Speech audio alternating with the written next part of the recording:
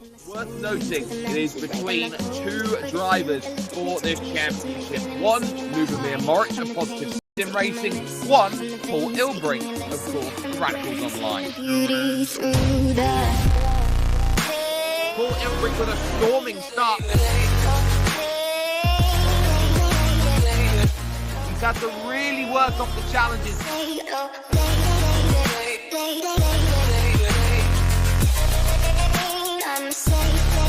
Ilbrink is off.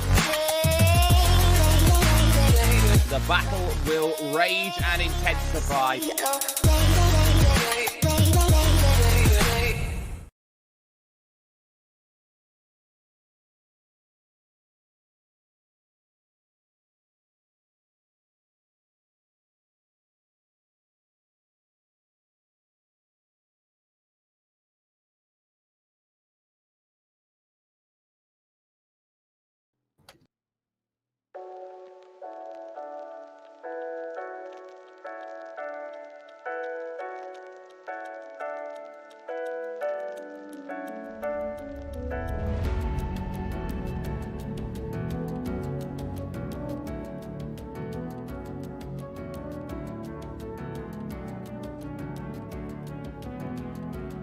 After a very entertaining race last week at Silverstone, we head down to France for the third round of the Endurance for Beginners Racing Series, sponsored by Here for SR.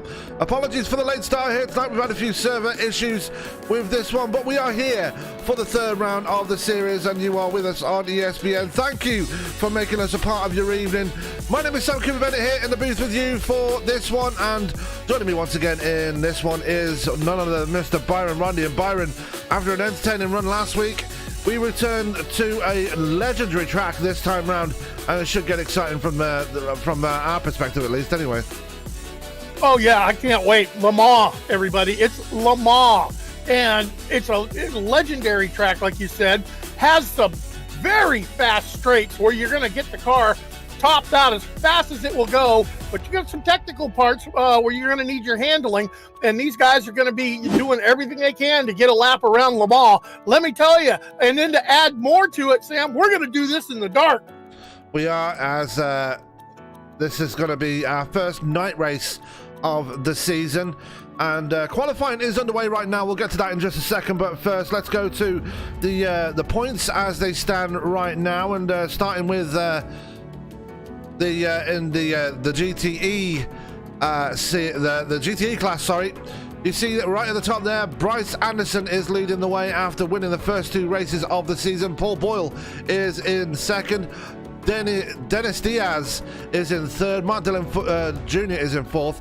Brad McCombs are in the top five. They're still very close there in the points right now, but then again, we've only had 2 rounds so far, so a lot to play for with the amount of rounds we have left in this one. Let's take a look at the GT3 standings now, as Tony Watson leads the points. It's a bit closer this time around for these guys. Only 6 points separating first and second. Link up in second. Zachary Nürnberger third in points. Fernando Oliveira is in fourth, and Marcus Osborne rounds out your top 5 with Dave Ferrara. Then you've got Carter McColeman, who made his debut last week and won instantly when he turned up last week in that AlphaTauri number 10 Mercedes. Let's see if he can do that again this time around, but for now, that is the points as they shape up right now. As we are going to go down to the track now, Byron, and qualifying already taking place, and no lap times in as yet, because obviously this is one hell of a long track here tonight. Yeah, you're going to be looking. I was watching these guys in practice. They are right about the 4-minute mark to complete one lap around Le Mans. That'll give you an idea of how long this track is. 38 turns, 8.47 miles. That's a long track. That it is, as we're looking at Jacob Jarman making his way around the track now. This is a driver making his debut on the season so far, as we're going to go to the man that's won the first 2 races of the season so far. That's Bryce Anderson, driving a very different paint scheme here tonight, a very pink and blue paint scheme this time around. Well, I need to adjust the graphics on my little machine here because it's awful dark. I'm seeing a set of headlights working its way around this track. Bryce Anderson looks like he's handling that car very, very well. And with that, he does go to the top of the board. Stephen Thompson will slot into second place in his BMW.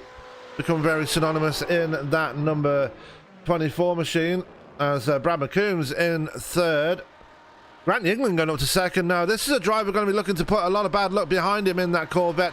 He had a ton of bad luck last week, and I was hearing that he just had enough last week. He got so many penalties through the pit stops last week that he just decided to hang it up. Yeah, qualifying times are starting to come in, and lo and behold, Michael Ogren to the top of the board by a second over Grant Yingling. Bryce Anderson right behind him, and Brad McCombs following that. Yeah, we do apologize. There is going to be a bit of confusion with these drivers right now. We have the GTE class, I believe, but with everything else, I don't think we have any other classes. The GTE class is completely, unfortunately, completely ruined at the moment for some reason due to a server issue. But the GTE class is still intact, so we can focus on that one as picking up where he left off last week. Carter McCollum is leading the GT3 class, and he's driving a BMW this time round. Interesting choice. Well, you know what? When we talked to him, he said, we're going to be doing testing on the track. Going to see which cars suited their driving style for the track that they're at. I know that the league says, hey, look, you started running a GTE or you started running a GT3.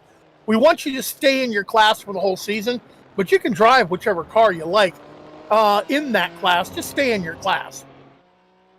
Absolutely, as McCollum on his second qualifying lap. Now, there's less than 4 minutes left, so they really need to get these times in very quick, though. But Michael Ogren at the top of the board. He got pole position back at Canadian Tire, looking set for his second pole position of the season.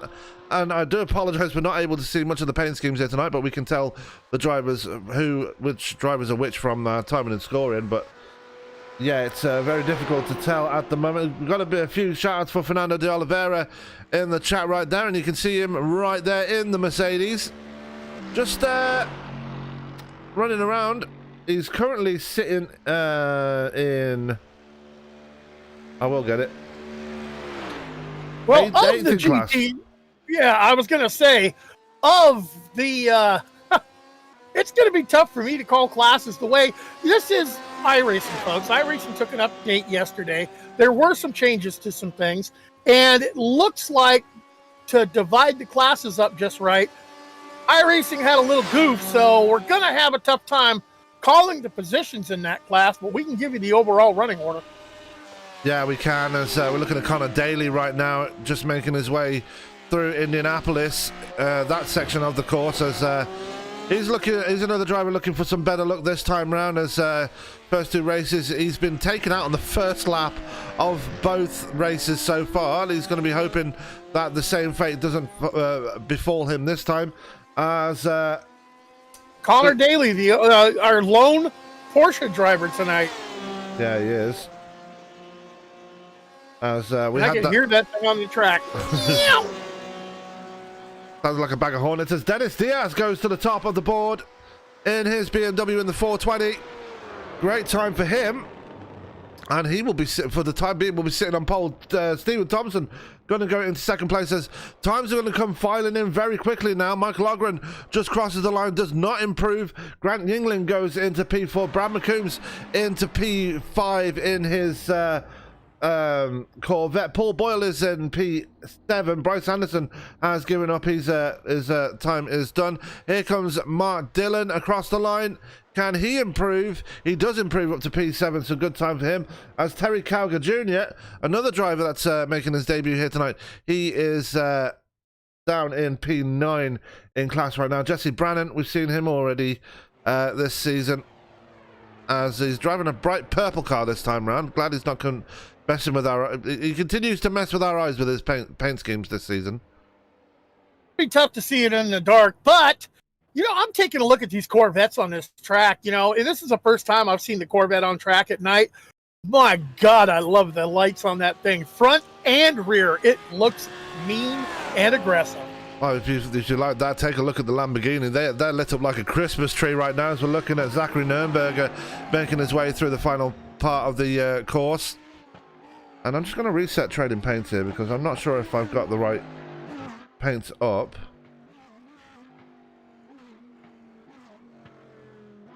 And we'll find out in just a second, but that's... oh, no. Wait, what's going on here? Oh, no, there it is. Pony Express. So Nürnberger finishes his qualifying. Benjamin Mathry is down there as well. He's going to be 25th overall, as that is going to be it for qualifying. So let's go to the grid for tonight's race, and starting up on the pole will be, once I get it figured out, Connor Daly. No, it won't be Connor Daly. Oh, Connor Daly stole it at the end there. Connor Daly on the pole for this one. Didn't really see that one coming. How did he score the pole? I saw his qualifying time as a 4:04, and he scored to the pole. Yeah, he did, and right behind him on the first row will be Dennis Diaz, Stephen Thompson, and Michael Ogren make up row 2. Row 3 will be Mark Dillon and Paul Boyle. Row 4 will be Colin Tabor and Grant Yingling, and row 5 will be Brad McCombs and Bryce Anderson. Row 6 will be Terry Calgar Jr. and Jesse Brannon, and row 7 will be Tyler Berger, and that will round out your field of, I believe, that will round out your field of GTE drivers. There you go. Yeah, well, you're going to have to call off the rest because due to the iRacing server issue, it scrambled my lineup for the startup of the race. Well, joining him on that row will be Fernando Oliveira. Then right behind him in row 8 will be Rex Hoyle and Jacob Jarman. Row 9 will be Timothy Emanuele and Atticus Middleton. And row 10 will be Carter McColeman and Rafael Santiago. Row 11 will be Marcus Osborne and Daniel Barnett. Row 12 will be Tony Watson and Lane Carr. Watch for those two. Those two first and second in the points right now. Right behind them will be Benjamin Mathry and Lane Fowler. Then right behind them will be Zachary Nürnberger and Sean Atkins. And that will be your field of 28 drivers on the track right now. It looks like Colin Tabor will be opting to start from the grid in this one here. As they all start rolling here, Byron, they're just, I believe they're just on the just coming out of the Porsche curbs right now, so not too long before they get started, but going to be interested to see who gets on top, comes out on top in this one. Yeah, it looks like a server glitch separated them by class. That's how Connor Daly got the pole with a 4:04 versus Denny Diaz in that 350. So they're going to leave it roll as it is. It's going to be interesting to see them all jumble the field as the GT3s start to fade back from the GTE class, so they get that class split for the start. I don't think we're going to see overtaking as fast as we did in the first 2 rounds, just due to the length of the track being 8 miles plus. Yeah, and I do apologize. It looks like Trading Paints is going to play up as well for us tonight. So not just the race server, unfortunately, but we are going to deal with it the best we can. It seems like it's an all-round issue. And Paul Boyle getting the all... Oh, gosh. I hate to see it, throughput. Yeah, Paul Boyle out of the session. Unfortunately, he'll try and get back in as quickly as possible. But right now, we are ready to go racing here at Le Mans for the second round of the season. Dennis Diaz will actually take the pole away from Connor Daly, and that's fair enough. It's not fair that this class glitch has messed everything up, and Dennis Diaz has to give up the pole because of it. Well, to tell you the honest truth, though, Sam, it's Le Mans. It's so long of a track and so classic of a track. The cream's going to rise to the top. We're going to see some great moves happen here. As I'm looking at Connor Daly still leading that field. Nope. Oh, yeah. There we go. As we go racing. We are under green. Yeah, we are racing here at Le Mans for round 3 of the season. We've already got one slow in the background there. We didn't quite see who it was, but we'll go back to it in just a second. But that is the GTEs off, and here come the GT3s now. Rex Hoyle going to lead them down towards turn 1 now in the 54. Right behind him is Fernando de Oliveira in the number 16 machine. Right behind him is Jacob Jarman. And out goes Hoyle in his first race of the season. Big disaster, and the 39 has gone with him. That's Timothy Emanuele. He's going to stay there and let the field bite, because that is a dangerous spot to be in for that motor number 39. Yes, it is. And, you know, good for him, locking it down. Everyone knows he's there. They can get around him. But, oh, my God, what a heartbreak for Hoyle. Cold tires didn't get him warmed up on that. They didn't have very long of a warm-up lap. So cold tires look like it bit him in that Mercedes. That it did, as we're going to go take a look and see how it's going at the front. We've got 3 wide down the first of the big straights right now. Michael Ogren is trying to stay on the inside there. Right behind them is Stephen Thompson, and he was trying to make his way by. Right behind them is Martin Dillon Jr. He's being pressured by Grant Yingling right now as we go on board with Yingling down the second part of this long straight now. Right on the back of Dillon as they go down towards the second chicane. Can Yingling hold on and get that position away? It's going to be tough to ask, but Connor Daly is in second place, but Dennis Diaz has set off into the distance. He is gone. Yeah, Dennis Diaz, he got a great jump on that thing, just piloting the heck out of that BMW around this track, putting on a clinic. What a drive for him. But my hat's going off to Connor Daly, the guy who got beat up on the first lap on the start of the last 2 races, hanging tough in second place right now with that Porsche. That he is, and he's getting away from Yingling as well, as we've seen incidents happen on the board. Benjamin Mathery and Sean Atkins have had issues here, and we're going to take a look and see exactly what happened with these guys as they come into the second chicane here. And no, that's the first chicane, sorry. And Mathery got into the back of, no, it was Atkins that got into the back of Mathery. As we've also seen incidents for Fernando de Oliveira. Let's take a look and see what happened to him, if it's going to let me. Into the right-hand chicane. He had a big incident and a big spin there into the first chicane, and unfortunately he has had to... I don't know what's happened to him, but... We go back to the race anyway. Dennis Diaz still leading this thing, and right behind him is Grant Yingling. Connor Daly now has dropped to P4. Right behind him, Bryce Anderson, winner from the last 2 weeks, is there in P5, hounding that pink Porsche right now as they come out of the right-hander and down towards the Porsche curves for the first time here tonight, Byron. Yeah, it's a long way around this thing. We still have yet to complete the first lap, and the way iRacing's done their server tonight, you know, we had that class split that jumbled up the start. Well, it's also jumbled up my timing and scoring. My timing and scoring is actually not going to update until they cross the line each time. Had my eyes on Grant Yingling. Looks like he caught a tad bit of that wall coming through the curves.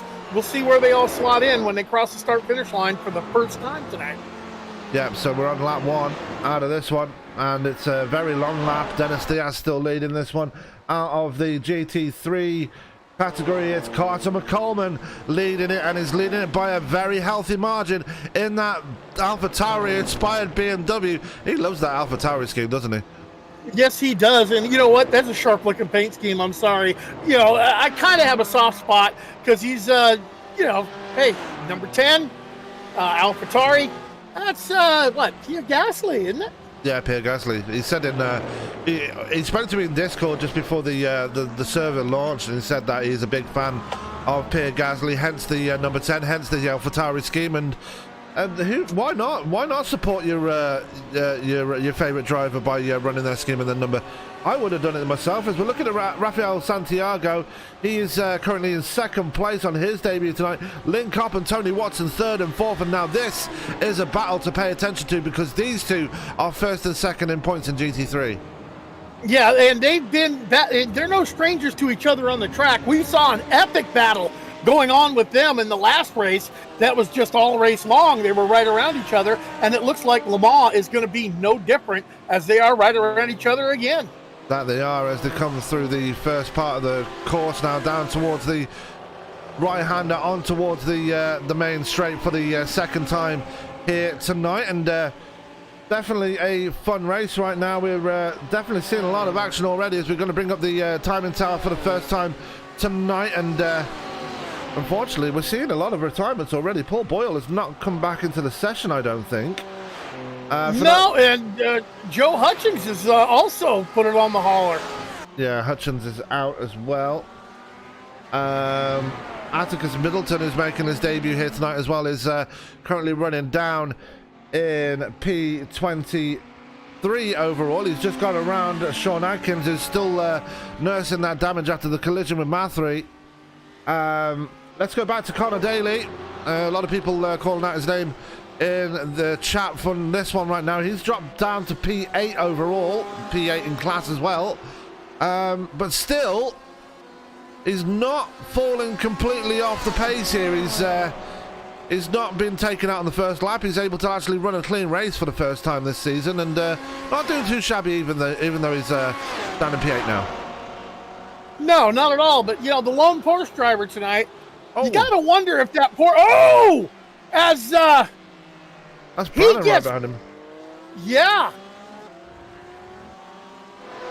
A little bit of, he got on the binders coming around the corner. Brandon wasn't on the binders as hard.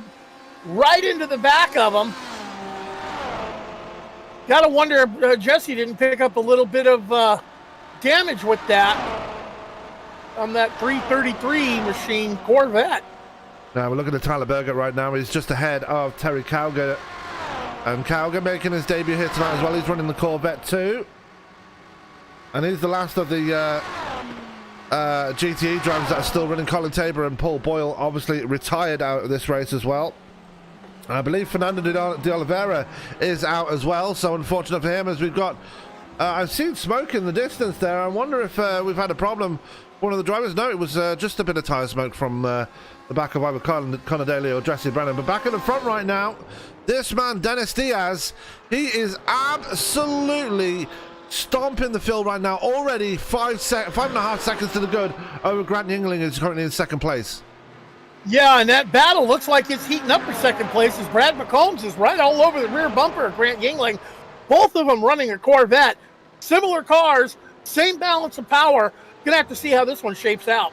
Yeah, we are, as Yingling trying to put some bad luck behind him for this one as well, as he makes his way through the final chicanes down the front stretch for the second time here tonight. We've only just started lap 3 and we're already 8 minutes into the race, so that just shows you how long the track is compared to the lap times and the race time. And with how long the track is and with how the time is, 1 hour and 20 minutes is the norm for every single race this season. This one should not go too long this time round.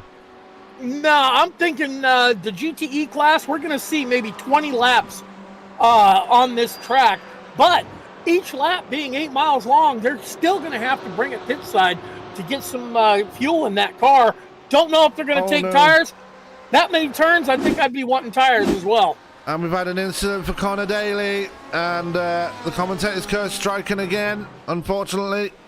We were singing his praises a minute ago, going through the first chicane, just went straight on and almost into the gravel, just managed to woe it down in time, but Connor Daly having trouble right there as he gets caught by the two Corvettes behind him, Berger and Cowger Jr. He is now the last GTE car running. Yeah, it looks like he just missed his braking point. Had to get on the binders real hard. A lot of brake smoke, flat spot in the tires. Need to be careful about flat spot in the tire on a track this long. Yeah, we've had a problem for Benjamin Mathry, still nursing that damage on the back of his car. Unfortunately, he's had to tow it to pit road, and not a good night for the man in the number 98 Lamborghini, as he is towing right now. We're looking at Michael Ogren, and right with him is Stephen Thompson, who's in front of him. We've got Mark Dillon Jr. right behind him. This trio of BMWs running very closely together in a battle for the last spot in the top 5 right now. Yeah, and we've seen these guys all throwing haymakers at each other before in the last races. Stephen Thompson, that's a name you want to watch. We've seen him run that car at the front in the last 2 races, and it's interesting to see that he's only running, battling for the top 5 right now here at Le Mans. It looks like, no, he gets it wrong. No! Looks like nighttime Le Mans, is playing havoc because we've seen some drivers missing their brake points heading for those corners. And, you know, when we've done our endurance races at Le Mans, Sam, when we were running the 24, it's a hard track. And the reason why I say it's a hard track, you get on that long straightaway, you mentally take a break, but then you've got to come to those two chicanes, and then you get into the technical part of the track through the Porsche curves. You got to be back up on the wheel again, and it's hard to catch your rhythm. And it is, we've got an incident for Brad McCombs as well. He's had an incident, he's hard into the barrier as well. Disaster for McCombs, and I think that's on the exit of, I think that's somewhere around Indianapolis. I can't really tell with how dark it is, but let's go back and take a look and see what happens there as the left-hander right there, and he's going into the right-hander right there. So yeah, it's just on the exit of Indianapolis section as he didn't hit the barrier, actually just spun it around and able to get it going once again, but problems there for Brad McCombs. Yeah, but Bryce Anderson, oh my God, talk about a Code Brown moment. He come around that corner and had seen that Corvette blocking the track. How he did not hit him, I do not have a clue, but he gets through scot-free. Yeah, he does. As he's currently sitting in P3 right now, and just running by himself at the moment, not really trying to get into any trouble. Dennis Diaz now out to an 8-second lead, but still Yingling able to really control things out there in second place. He's managed to shake off McCombs. He's able to stretch out a bit of a lead there in second place. Yeah, he is. The guys, you know, now they're starting to get spread out a little bit. Now they're starting to try and find their rhythm. But like I said, this track is so hard to find a rhythm in because you get in a rhythm when you get through Indianapolis into the Porsche curves.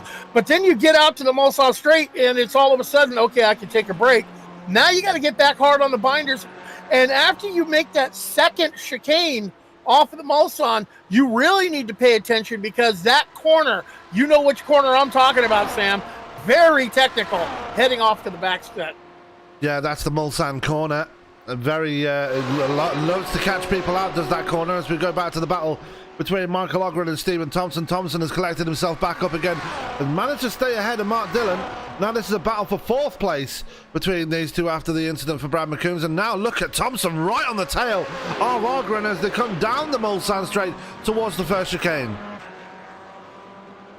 Both of them sailing it through the first chicane, hitting the corners just right on those apexes. But Ogren getting a better drive off, but Thompson not giving it up. We're going to see how they do for that second chicane. After they make that second chicane, then we hit that Mulsanne corner we were talking about. Very technical corner. If you get that wrong, it's all sorts of bad. And the thing is, when you got a car that close on your tail heading for the Mulsanne corner, now you got double duty. Now you need to pay attention out the windshield, and you really need to pay attention out the rear view mirror because you don't know what kind of move has got coming that you need to block off to attack that corner. And here we come to the Mulsanne corner. Yeah, we've got that big run down the hill. And then you got to, this is what they got to expect when they come down to the Mulsanne corner. They come down this hill right there, then you kind of slow down at the cone right there and try and woe yourself down for that Mulsanne corner and hope that the car makes it around as Dillon gets it all wrong, going through there, runs wide and loses more time off the back of Stephen Thompson there. Yeah, and that's exactly what I was talking about. When you get over the Mulsanne corner, if you're not on your game or you're trying to attack or trying to defend, that corner all of a sudden turns from a technical corner to a really technical corner. One little mental mistake, and you saw that. Missed the braking point, had to top the cone. Luckily, he didn't get off into the gravel and do any damage to the car. Benjamin Mathry is back in pit road again. More trouble there for the man in the 98, just not having the best of times out there tonight. That collision with Sean Atkins really paying havoc with his machine as we go back to the battle between Michael Ogren and Stephen Thompson. This battle is not going anywhere anytime soon, and they are really throwing bombs at each other, these two. Thompson just trying to find a way by, not able to as they come flying into the Porsche curbs. Yeah, and here's another technical part of the track that you need to hit the apexes just right. You need to use one curve to set up your entry and exit on the next curve. So you're going to have to give up handling or speed at one set of corners to get around the rest. And after the Porsche curves, then it comes to really technical, hard on the brakes. You know what's coming up right after that. Yeah, the double chicane leading off towards the front stretch right here. Let's see if they get it right. And you see Ogren just doing a little fake pit there. You don't see that often on a road course, but he did it anyway. And a problem here for Jacob Jarman in the 410 Mercedes. Let's see what happened. It was going into the first chicane, and he just got his braking points all wrong. And just, yeah, that was not a very good entry into the chicane. And Jarman, unfortunately, parking it up on the exit of on the edge of the chicane, not really sure what's going on there for the 410 machine as he jumps to pit road. Yeah, like you said, this is a deceiving track. This is why the 24 hours that we do here, when the iRacing has a 24-hour event, it's such a tough track because you get that mental break down that long straight. You better get back into it because you got two chicanes in the Mulsanne corner. And then you got to get right back into it when you hit the Porsche curves and the double chicane at the end. Looks like Ogren's starting to leg it out over Stephen Thompson here as Santiago. That's the fastest lap of the race in third place in the GT3 class in that BMW. He's currently trying to close down on Tony Watson. And Watson himself is starting to try and close the gap on Carter McCollum, but McCollum is on an island all to himself right now. He's actually closing in on the back of Connor Daly right now. That's how fast he's going. Yeah, Connor Daly in that Porsche, not having a fun trip around Le Mans. Got to be wondering if he made the right choice to stay with the Porsche. He's the only driver that took the Porsche for the track, maybe thinking he would gain an advantage having something like that. That Porsche, you know, that car is a really nimble little machine. I just don't feel it has the top speed, and that's what you need, especially in the Mulsanne Straight, is speed here at Le Mans. Yeah, we see McCollum there right behind the Porsche of Daly, and you talk about the popularities of cars in this field right now. It seems like the most popular car for this track is the Corvette, followed closely behind by the BMW, the M8 for the GT class. In the GT3 class, it's very much a toss-up between the BMW, the Lamborghini, and the Mercedes. Only one Ferrari out there this time round, and that's Atticus Middleton, who's currently pretty far down in GT3. He's sitting in P11 right now in GT3. Well, I'm telling you right now, I am scoping this thing out because we know what track this league heads to come May 19th, and that happens to be my favorite road course. And you have one ESPN announcer that's already put in his request that he would like to be an in-car announcer, be an in-car driver, and I'm paying attention to what car is going to be doing the job. So right now, that Corvette's looking very attractive to me for Spa. Yeah, if only the template would actually work properly so I can paint it properly. But yeah, we'll get a paint figured out for you for that one. But anyway, we're going to go back to the battle between Stephen Thompson and Michael Ogren. And Thompson has got that gap down once again as they come down towards the Porsche curves once again. And Thompson might be biding his time right now, but how long will that patience last before he starts trying to make a move on that number 17 BMW? Well, they're coming to the double chicane. Then they're going to roll out to the Mulsanne straight, where they're going to have the two chicanes.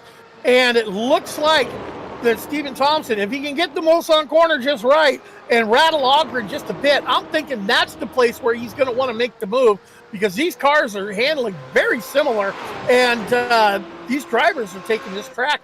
Beautiful lines around this track.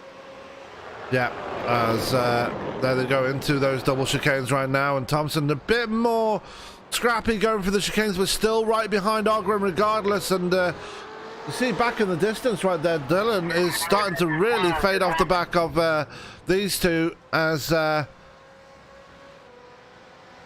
he's just pacing himself right there, as Brad McCombs on a recovery drive right now after his spin out of Indianapolis a couple of laps ago. He's back there in P7, but this battle between Ogren and Thompson really heating up right now as Ashley Thompson loses a bit of time coming through the S's there and down towards the Mulsanne Straight.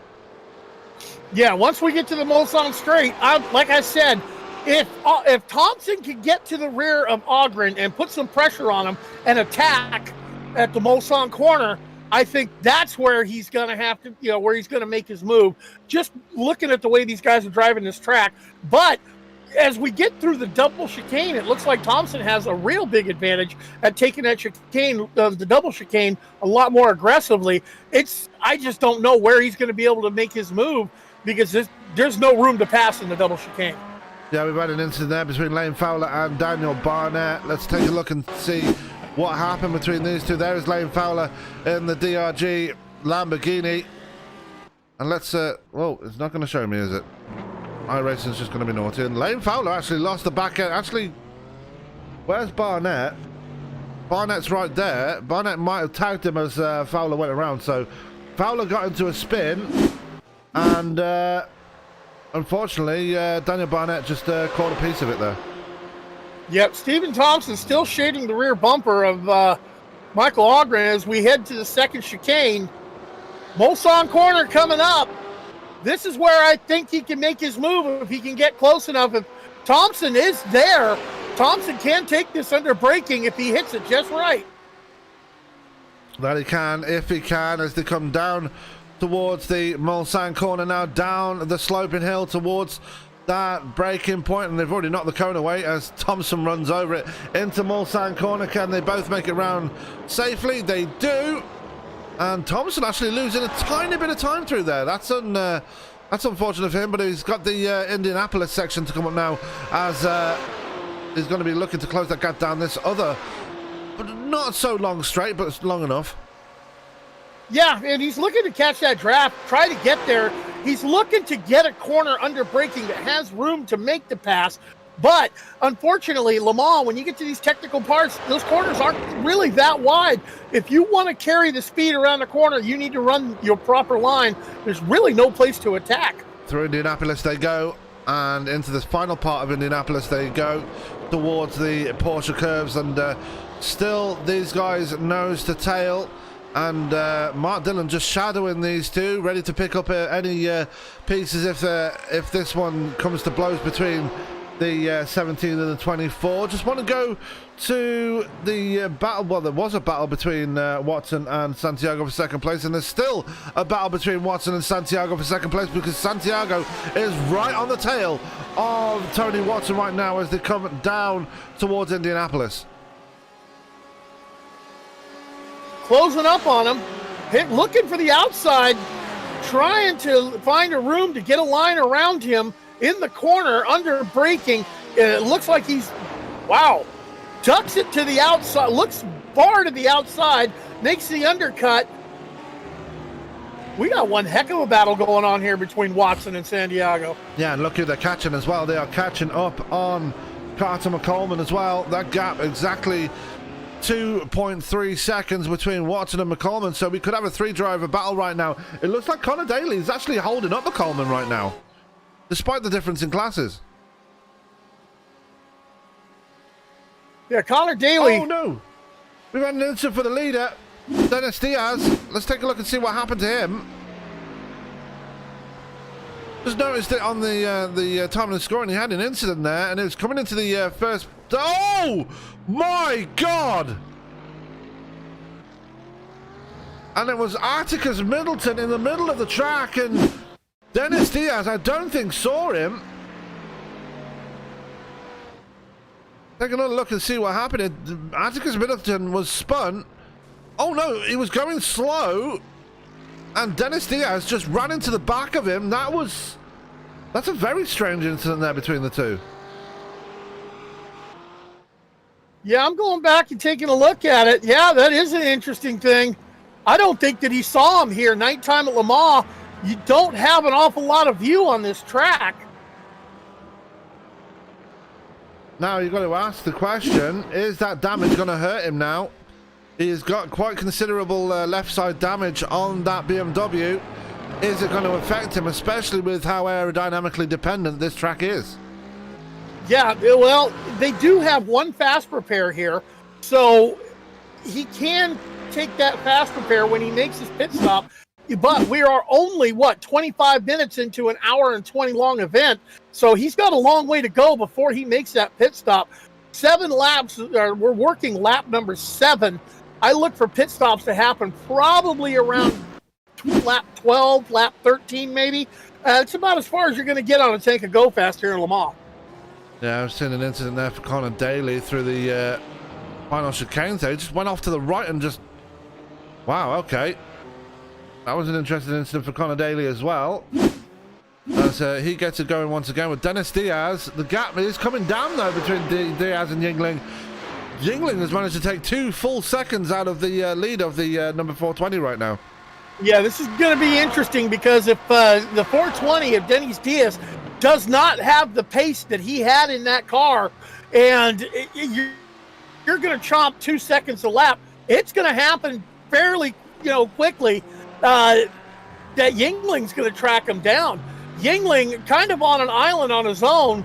He's got a good little margin over Bryce Anderson, as Michael Ogren has really legged it out over Stephen Thompson. Now there's a big gap, and even further back now is Mark Dillon, as I think Mark Dillon might have had himself a bit of a incident. Yeah, he's fallen way off the pace back there. We can go back and take a look at that right now as he's coming through the first chicane of the Mulsanne straight, and he just got it all wrong. Didn't hit anything, just that car just speared off right and just got too much wheel spin going through the chicane.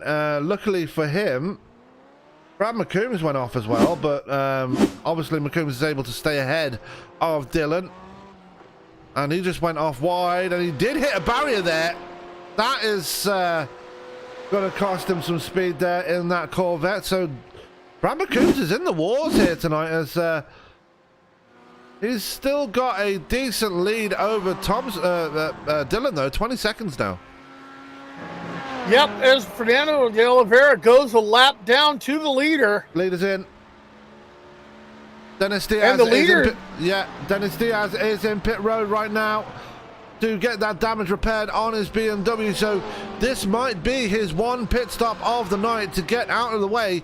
He's going to have to do some fighting back, as there goes the fast repair. Diaz in pit road to get that repair. That's going to hand the lead over to Grant Yingling now, who now holds a pretty... he's not too far away from Bryce Anderson. Anderson only 2.3 seconds back off the 97. Now, I'm starting to wonder, Sam, did he really pit it that early, or are we going to see maybe a 2-stop strategy for everybody tonight? But, yeah, damage repaired, fuel in the car. I don't think he took tires. Well, I couldn't tell if he took tires. Dennis Diaz exiting pit lane right now. He's going to have a huge deficit to make up to Yingling, but will he get it on the undercut? We'll have to wait and see. Yeah, Mark Dillon Jr. He needs to be careful. He needs to be careful. Cold tires. We know if he took tires, we know how cold tires works on this track. Yeah, as Mark Dillon Jr. in pit road as well to repair that damage on his car. So he's going to get that pit stop out of the way early as well, as we go back to Grant Yingling, who's managed to get that gap into 4 seconds now. We might have had a problem there for Bryce Anderson, and I don't see it, as we've got an incident for Fernando de Oliveira, and Fernando de Oliveira fans look away now, because your boy's had another incident here in this one as he comes through the first chicane on the Mulsanne straight. Just does exactly the same as what Mark Dillon Jr. does. Just goes straight on, just got too much wheel spin through there. We've also had another incident for Atticus Middleton as well. Let's take another look and see what happened to the Ferrari driver through the final chicanes right here, and just looks like he might have got it all wrong over the curbs, and around he went. Yeah, just totally upset the suspension on that. Caught too much of the turtle on that curve. Around he goes, and looks like he towed to pit. Yes, he did. No, he's still on track. He's fine. Anyway, no battles on track right now. We're not really seeing anything in the way of battles, although Bryce Anderson has taken a full second out of Grant Yingling's lead already. But I was going to say, we saw him lose about 2 seconds to Yingling, and I can't see how or why, but that's probably a bit unfortunate there for Anderson. He was hoping to close that gap as he comes out of the Indianapolis corner, and he's going to try and close that gap again. He already has taken a full second as Daniel Barnett has had another incident as well. Let's take a look and see what has happened to the BMW driver as he comes through the final chicanes, and he did exactly the same as Atticus Middleton and spun it round as well. Yep, that's the final chicane. That's a very technical, very, you've had a long time to relax on that straight. Now you got to get back to your driving. You got to get mentally sharp again. And it's tough to go from, okay, take a breather, because pretty much, with a GT3 car at Le Mans, you can pretty much on the Mulsanne straight make a sandwich, and have a picnic before you get to a turn. That you can, as Rex Hoyle just set the fastest lap in GT3 from... Wait, I can't do the math. From P8. I will get it right eventually. In class, as we're still looking at Grant Yingling and Bryce Anderson. The gap now back up to 4 seconds. So Yingling responding straight away sets a lap that is 0.3 of a second faster than Anderson. Dennis Diaz, interestingly, after his pit stop, only came out in P6, so he's not that far behind if you think about it. Yeah, but my timing and scoring won't pick up the delta until he gets back to the start-finish line. How much time is he behind the leader, Grant Yingling? Well, we'll find out that out in just a second, as now we are looking at Brad McCombs in pit road for his pit stop. And remember, he hit the damage after hitting the curb on the exit of the corner coming onto the Mulsanne straight. So McCombs is getting his pit stop done, and it's not going to tell me. He's about 48.29. Yeah, 48 seconds. Now it's all about, for Grant Yingling, how long does it take him to get on pit road, service done, off pit road? Can he do that in a sub 48? And that's going to tighten back up your lead.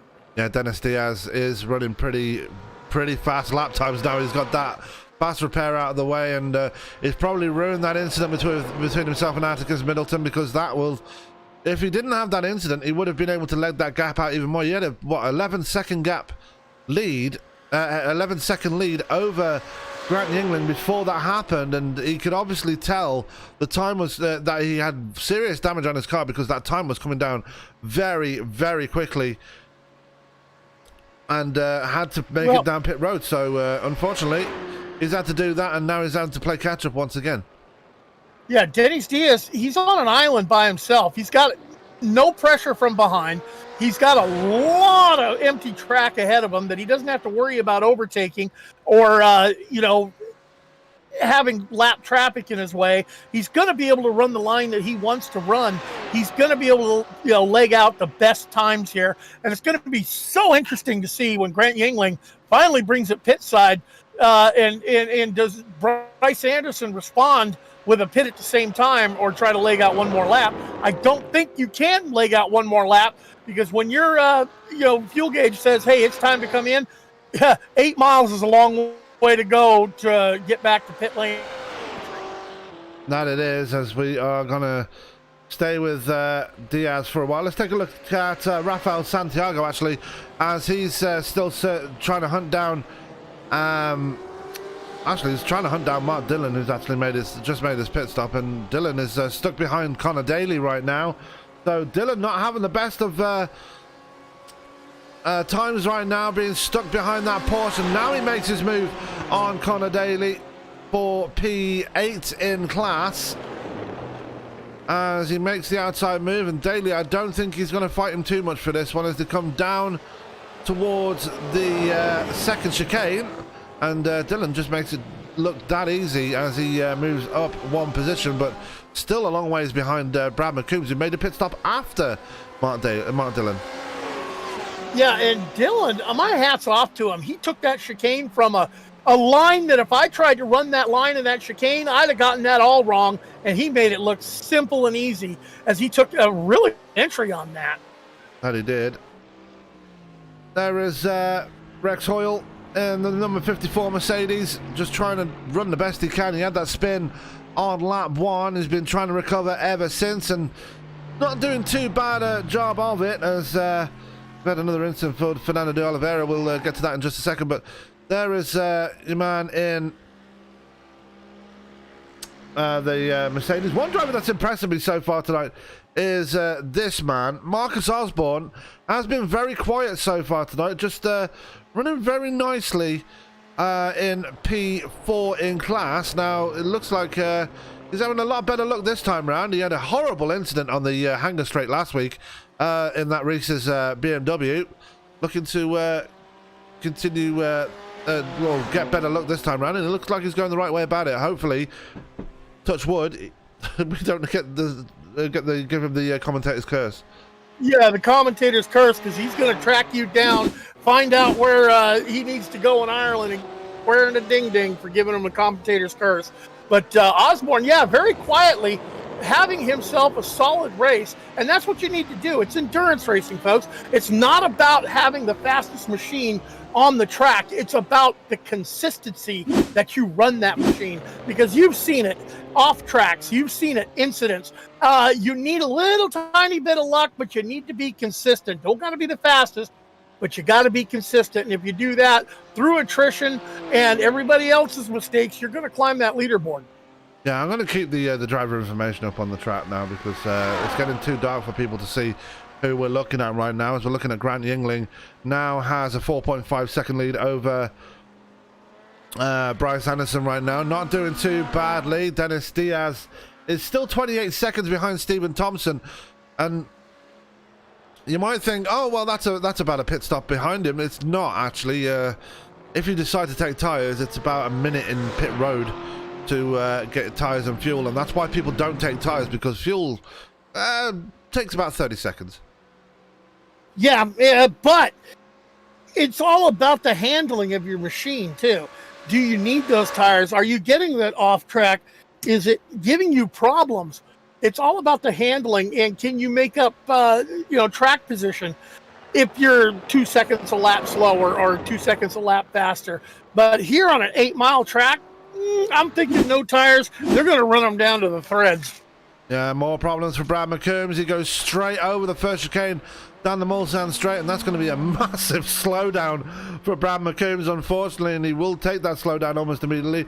Another incident for Atticus Middleton. Let's take a look and see what happened. Slow through the corners, and I don't see, that's a... Oh, and Middleton just went wide on the right-hander after Indianapolis and just smacked that tire wall. Middleton is having a horrid debut here tonight. Yeah, not to him. Wondering if he made the right choice on that thing. But, yeah, the Ferrari pilot, our lone Ferrari on the track, not having quite the night he's looking for. But hats off to him. He's still out there doing it. Yeah, we've had problems for Jacob Jarman as well. He's got it all wrong somewhere on the track, and he's going to take it into pit road, back into pit road. He's actually got it all wrong in the final section of the track, so the man in the Mercedes not having a good time here tonight at all. Another driver not having the best of times is Benjamin Mathery. Now, he's back out of pit road, albeit he's about to move up another spot ahead of Jarman, but he's such a long way back. He's about one lap off the... well, he's one lap down in the GT3 class, and probably quite a few more laps down overall, so not a good night for Benjamin Mathery. No, not a good night for Sean Atkins either. I was looking for him to perform a little better, but it looks like he's put it on the hauler and called it a night. That he has, as the gap between Yingling and Anderson is about 6 seconds now, as we've got a battle in GT3 between McColeman and Nürnberger. Now, this came around very quickly, because McColeman, who is no longer the leader, might I add, I think he's just been in pit road, actually. Let's take another look, let's take a quick look and see. As for some reason, it won't show me. Yes, McColeman has been in pit road. He came in on lap 9, so that's why he's a bit further back than everybody else. We've had pit stops so far from Dennis Diaz, Brad McCombs, Mark Dillon Jr. in GTE, Carter McColeman, Tony Watson in GT3 has been down pit road as well, as Fernando de Oliveira, Atticus Middleton, who's been down 5 times already, and Tony Manuelli's been down 7 times already. Mathry has been down 3 times. Jarman, who's still in pit road, and Sean Atkins is obviously out of this race right now, as we're going to go back to the racing action immediately because, yeah. Don't miss too much of the action now, do we? Grant Yingling. Yeah, Yingling, your leader in the GTE class in the Corvette. As soon as he sees the start-finish line, cross flags will be in the air. We're halfway home. That we are, as we've had an incident for Stephen Thompson, and his bad luck just seems to be continuing as he goes into the first chicane. Oh, and he did exactly the same as Brad McCombs, just went straight over the chicane. And a massive slowdown for him. That's going to cost him a lot of time off the back of Michael Ogren. He was catching back up to him as well. Yeah, and that's going to allow Dennis Diaz to close in even more on Stephen Thompson. Stephen Thompson has yet to see pit lane. Dennis Diaz has already been there. And I am just getting excited, Sam, because I know that our front runners are going to have to see pit lane sometime in the next lap or two, possibly 3. And I'm wanting to see if Dennis Diaz got the undercut when he came in to fix the damage. Is he going to pick up that spot back from Grant Yingling or not? Well, we have people in pit road already, and Connor Daly is in as well. Lynn Kopp is in as well in the Lamborghini.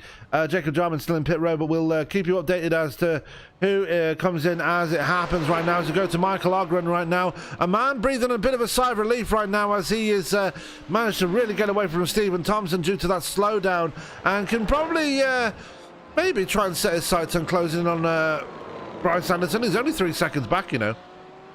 Yeah, he's going to give it a shot. You know, he's going to run the car, but he can't attack the corners too hard. He doesn't want to give up the goodie on the tire too early in the race. You need to save it for the end if you're going to pick up a position. But like I said, it's consistency what you're looking for right now. Oh, Michael Ogren definitely knows how to overtake. We remember, we cast our minds back to Silverstone. We saw that epic battle he had with Paul Boyle. Definitely one that can attack and get a job done when it comes to overtaking. And that battle he had with Boyle last week was definitely a highlight of the season so far. Yeah, unfortunately, Boyle throughputing tonight, not able to take the green. Internet problems, you know, this is the internet. We deal with it, and, you know, we deal with problems like iRacing threw at us tonight with the classes in the setup of the race. But oh, sorry to cut you off there, Byron. Sorry to cut you off, Bryce Byron. Anderson. Yeah, no, it's Grant Yingling is in pit road.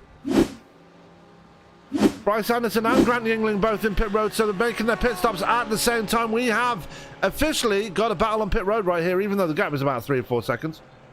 Yeah, Michael Ogren's in, and it looks to be Stephen Thompson bypassing pit lane. Yeah, so the leaders are in, and it's time to see, okay, Stephen Thompson's going to leg out one more lap. If he's got another lap of fuel on him, hats off. I knew we were going to be seeing pit stops coming up very soon. It's going to be very interesting to see where these leaders cycle out in relation to Dennis Diaz. Yeah, Dennis Diaz is going to get the job done. He's going to take over the lead once again as he goes flying past pit road, and there's nothing Yingling, Ogren or Anderson can do about it. Ogren and Anderson still in pit road. Yingling only just making his way out right now as he now has to try and close that gap. Diaz has managed to gain 6 seconds over Grant Yingling after that pit stop. Yeah, the undercut paid off, you know, when he pitted early. Don't think that was his strategy.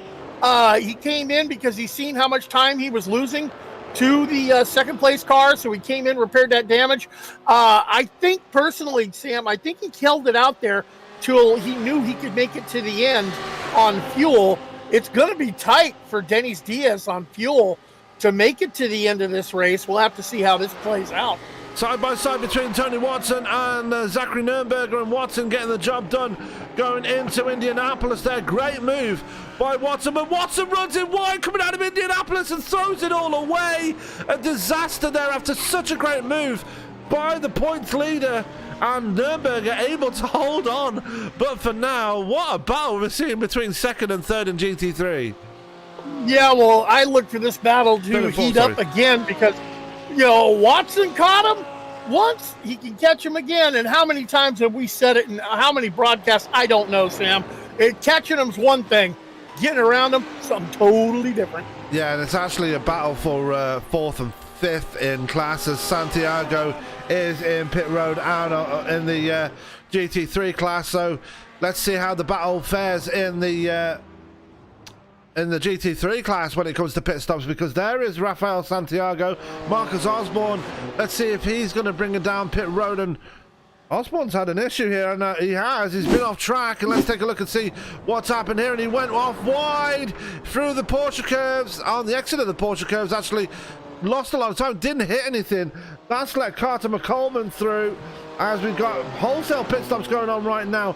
Terry Cowger is in pit road, Tyler Berger is in pit road, Rafael Santiago is in pit road, and this is why he's in pit road, because Santiago had an incident himself, and he just got the final chicanes all wrong right there. So he's decided to go across the grass and bring it into pit road anyway. He's thinking, oh, I got it all wrong, I may as well bring it into pit road now. Yeah, well, he's going to bring her to pit road. He's going to get that fast repair done if there was any damage from mowing lawn, and get back out on the track. Wholesale pit stops happening. We knew it was going to be coming, and I'm just waiting. I think there's a couple of cars still on the track. I don't believe Stephen Thompson has pit yet.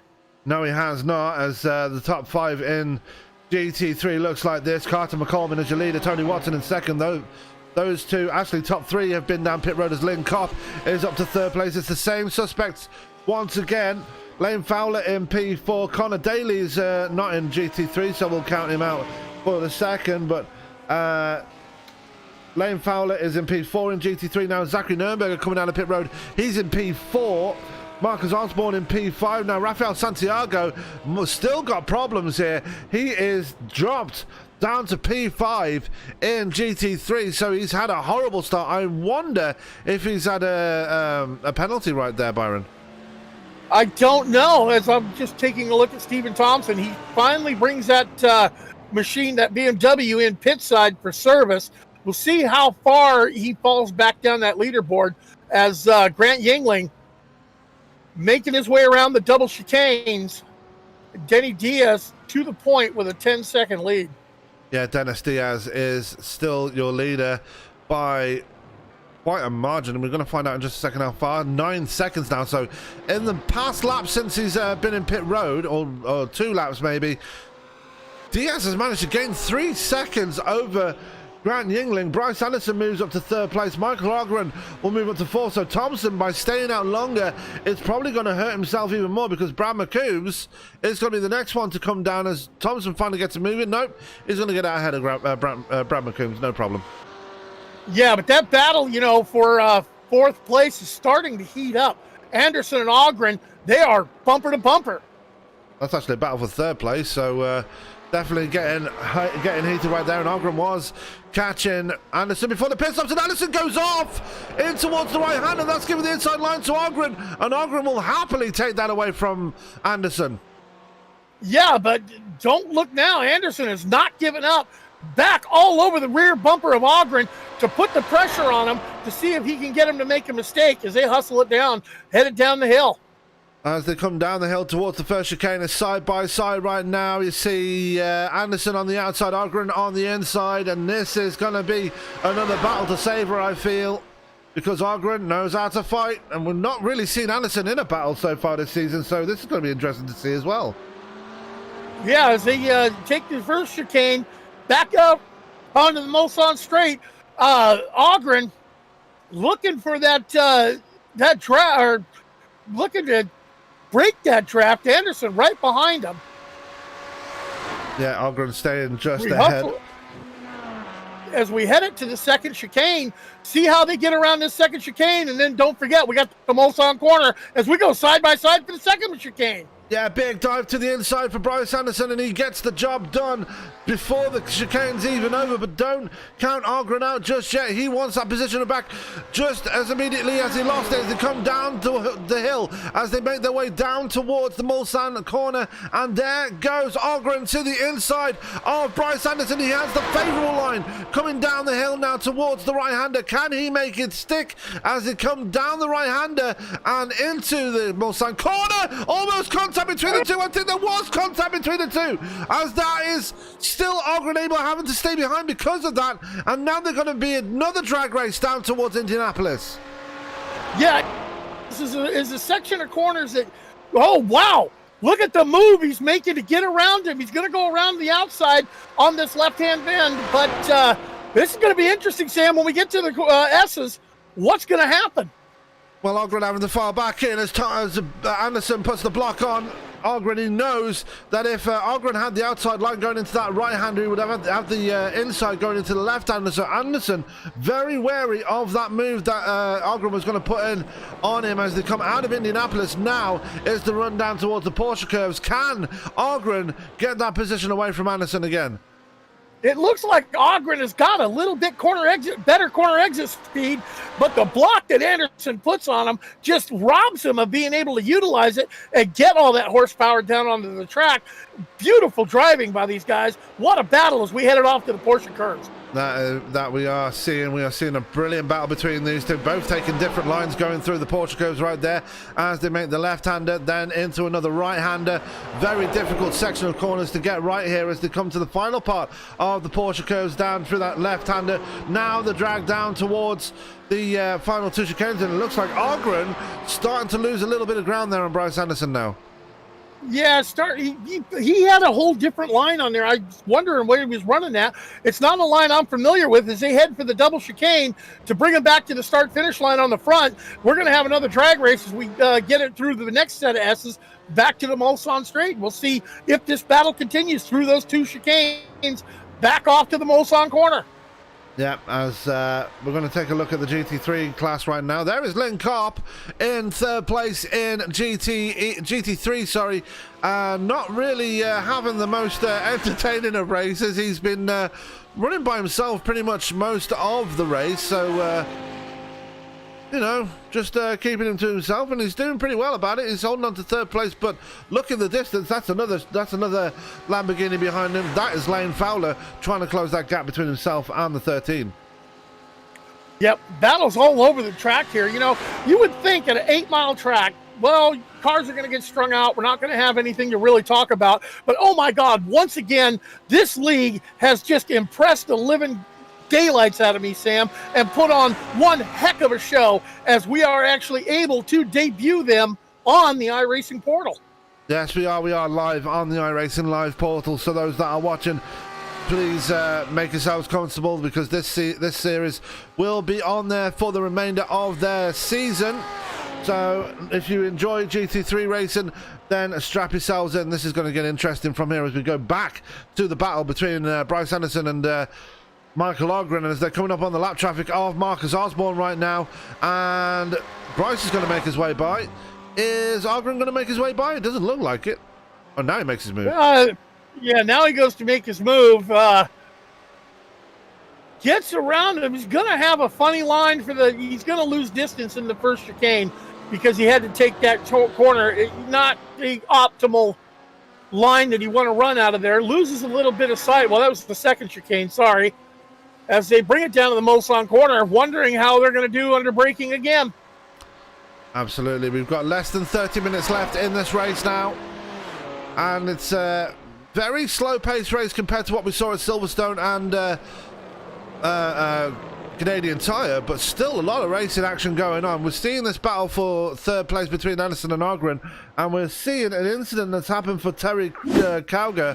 Let's take a look and see. It was in an incident with Connor Daly, it looks like, as they come out of Indianapolis. And it looks like, Daly got it all wrong, and Cowger just went right into the back of him. And then straight after that, Cowger went off track as they were going for the Porsche curves, just the back end stepping out on that Corvette. And that Corvette does not look happy at all. So Cowger probably knocked the toe out of that car there. Yeah. As we go back to Ogren and Thompson. Ogren and Anderson, I apologise, as Thompson is actually closing the gap between these. It's not closing the gap, I apologise. Thompson is actually, doesn't really seem to have that much pace in his car now. He's 9 seconds off the back of Michael Ogren right now. Thompson not really having the best of races tonight. Well, you got to wonder how much did first off, did Thompson take tires on that service? I don't think he did. And then it comes down to how much abuse did he put on those tires while he's been battling. So the tires might be going away. As he slaps the outside wall in the Porsche curves. So damage to the BMW, just getting too hot into the corner, slaps the wall with the right side of his car. That's going to cost him more time. Yeah, as we're going to go back to the battle between Bryce Anderson and Michael Ogren. They were side by side going through the Porsche curves now as they come through the final chicane right now. And Anderson seems to have the edge going for that final section there because he's gained a bit of time over Ogren. But it's down the straights where Ogren gains all that time back again. Thompson back in pit road, by the way. Yeah, Thompson slapped that outside, slapped the wall to driver right in the Porsche curves. Fairly hard, pancaking the side of the car, just killing the aero on that thing. And this track, even though it has its technical parts, you need a car straight. You need fenders, aerodynamics to get all the speed you can, especially when you hustle it out the Mulsanne straight. How you do is Thompson gets that fast repair and comes back almost immediately. Right behind him, I believe that is Atticus Middleton. There is Middleton, and Daniel Barnett, I think, is right there too. No, it's not Barnett. Who's that? That's it's Jacob Jarman in the BMW, still having a tough race there in the 410 as we go back to Bryce Anderson and Michael Ogren. And Anderson still able to hold that gap between himself and Ogren right now. I think this battle's starting to peter out now between the Corvette and the BMW.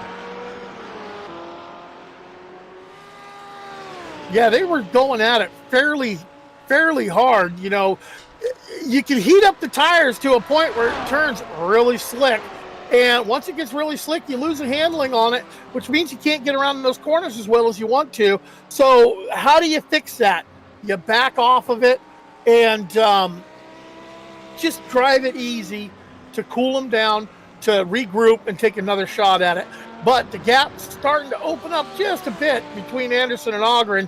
Ogren, he needs to regroup. And like you said, the Corvette is out there outrunning the BMW right at the moment.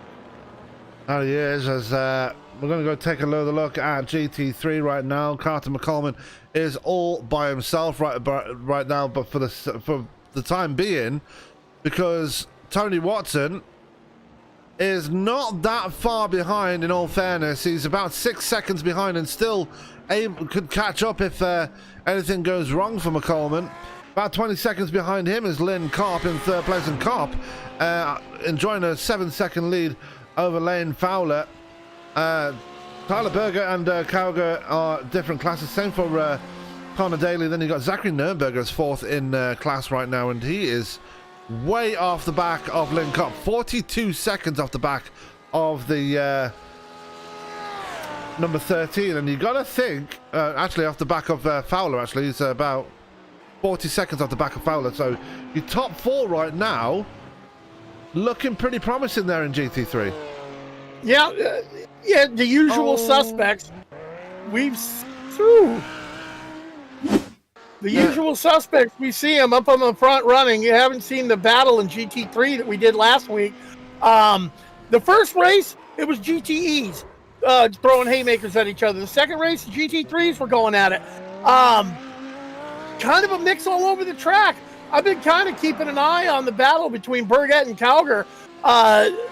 They seem to get close together and then far apart, close together and far apart. I don't know if it's so much as Burgett makes a mistake and lets Kauger catch up to him, or Kauger gets up to him and then makes a mistake. I'll have to keep an eyeball on it. Zachary Nürnberger just had a big off there through the final part of the track, and now has to take it in pit road. He's got a pretty smashed up Lamborghini right now, so a bad night for Nürnberger already. Rex Hoyle is, I believe he was in pit road just a second ago, or is he? No, he's actually running down the Mulsanne straight, so I got it completely wrong. Nürnberger is the only one in pit road. Dennis Diaz holding an 18-second lead over Grant Yingling right now as we go back to the battle between Bryce Anderson and Michael Ogren. Who got to him right, just at the right time. And there was contact between them at the that point. So this battle really kicking off again. Yep, Ogren, remember what I was telling you? You cool off those tires to mount another charge. Anderson might have had a bobble somewhere that slowed him down. Ogren right to the back on the attack. He just cannot quite get around Bryce Anderson. That Corvette talking a little bit louder than the BMW at this moment in time. Yeah, but for how long? Ogren keeps getting that gap back again on Anderson. And this is your battle for the last spot on the podium in GTE right now. As your battle for GT3 honours is pretty much over and done with, barring a mistake by any of the drivers in that class. We already saw a mistake by Nürnberger, so don't count it out by any means of the word. But the top three in the top two in GTE, looking pretty promising for Diaz and Yingling. And Yingling will be extra happy about that because Yingling, like I said so many times already in this broadcast, he's had so much bad luck this season so far. Yeah, watching Ogren looking for a line to possibly try and get around him as we head off to the second chicane on the Mulsanne straight. As Anderson takes it around first, Ogren right on his tail, but we're headed off to the Mulsanne corner, and we've seen contact at the Mulsanne corner. We've seen contact at the chicanes, and we're coming up on lap traffic. By the time we get to Indianapolis, it's going to be lap traffic in the way that might help decide this battle, as we see Ogren just looking for any way he can to get around Anderson. More contact between them two as they're slowing down for the Mulsanne corner, and Bryce Anderson gets it wrong, runs wide, and that's going to give the line to Michael Ogren as they come out of the Mulsanne corner. The run down to Indianapolis is going to be an interesting one, as now Bryce Anderson has to give it up. Ogren up to third place now. Yeah, Bryce Anderson just a bit on the back foot right there, taking that a little wide. Goes for the outside line. Lap traffic is going to help decide this as we hustle it off into Indianapolis. Yeah, and they're going to take the right-hander, and this is going to work out brilliantly for Bryce Anderson. He has to fall in behind. Is he going to try and steal that inside line going into Indianapolis? The answer is absolutely no. Ogren very wise to that one. He's going to hold that one off for the time being as they're coming up, I believe, on... I believe that is Rafael Santiago they're coming up on now. Oh, as Ogren gets a little wide right there. Santiago, don't see him yielding a line quite yet, knowing he's got a battle right behind him as we see Ogren go ahead and make the move around him as we hustle it off to the Porsche curves. Yeah, and Anderson going to make his way around after picking up a bit of draft off Santiago. Now the battle's still on between these two as they go through the Porsche curves once again for the 16th time in this race. And it's hard to believe that we've been an hour and 2 minutes into this race, actually an hour and 3 minutes into this race now, and yet we've only turned 17 laps. We're only on lap 17, sorry. Yeah, but like I said, like I called it, at the beginning, running just under 4 minutes a lap, we're going to get a 20-21 lap race out of this thing on a 120-minute, 80-minute endurance. Oh, and Anderson gets it wrong out of the final chicane. He's lost more time to Michael Ogren. So Anderson's starting to struggle now in that Corvette. Yeah, Anderson, he had the point. Ogren was all over his rear bumper. Ogren got around him on a bit of a bobble in the Mulsanne corner. And Anderson is just, it looks like he's a little rattled and just overdriving the car a bit. And Ogren's able to leg out some more distance on him. Lane Carper's going to be thanking his lucky stars that Lane Fowler has been in pit road, because Carper just had an incident right there on the first chicane down the Mulsanne straight. Yeah, like I said, luckily for him, the nearest rival to him, Lane Fowler, had just been down pit road and still had enough time to get back on track and keep his third place. But for now, we're going to go back to the battle between Michael Ogren and Bryce Anderson as that has closed up once again between these two. Actually, no, it hasn't. The gap is now 2 seconds between those two. Sorry, my timing and scoring playing up again. Yeah, Brad McCombs, holding down the spot behind him, just on an island all by himself, not being challenged. Stephen Thompson, after having to bring it pit side, after slapping the wall in the Porsche curves. Mark Dillon Jr. having a solid showing, just out there on the track, being consistent. And that's what I said. Consistency is your friend, especially in an endurance race, especially at a track like Le Mans. Well, consistency is the key to success, as they say. So Dillon able to keep it out there. We're going to take a look at battle between Kauga, I believe, and Berger. Those two swapped places for some reason. Not really sure what was going on there. As not really got any battles going on right now. Ogren and Anderson, that's really petered out. Rafael Santiago still trying to hold on for what will be 5th place in class in GTE, but it could have been so much better for Santiago if he didn't make that mistake coming into pit road and get that penalty, because he's now had to relinquish possibly a win here tonight. Yeah, it's those mental mistakes. It's you know, it's Le Mans. I don't know what it is about this track. It's very tough for me to get around this track on a consistent basis, because you got to get into your rhythm through the curves, especially once you get off of the Mulsanne straight around Mulsanne corner. You get busy as a driver behind the wheel through Indianapolis, through the Porsche curves, through the double chicane, through the curves, back to the Mulsanne straight, where you just can have a sandwich and a picnic inside the car before you got to handle a chicane. So it's tough to get a rhythm here. Very, very tough. Yeah, as we look at the lap times for all the drivers, the fastest lap in GTE actually going to Stephen Thompson, a 3:52.499, about almost 3/10 of a second faster than Grant Yingling, who's in second place right now. So Thompson still has the fastest car. Oh, that was the last times. Actually, Thompson was the fastest car, and the last time, the best times, actually, Dennis Diaz still holds the fastest lap out there. But Diaz just absolutely in control right now. 21 seconds ahead of Grant Yingling.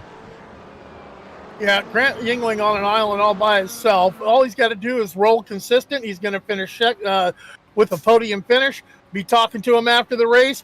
That's if he doesn't, you know, commentators curse, step all over himself.